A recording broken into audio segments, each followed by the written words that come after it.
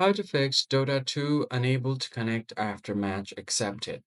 Hey everyone, if you are facing this error, this is how you fix it. So the first thing you're going to have to do is open up your Steam application and just make sure that you're logged into your account.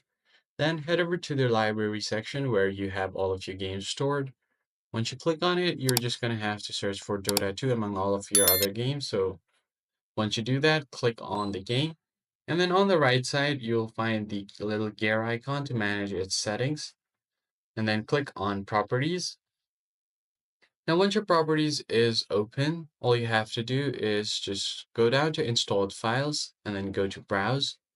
It will open up all of your disk size and where the game is stored. Click on Game, and then you will see the bin folder. All you have to do is right click on it and then delete the folder. Once you've deleted the folder, the final step is to check the integrity of the game files to see if the game still runs. And once that is done, you should be able to fix the problem.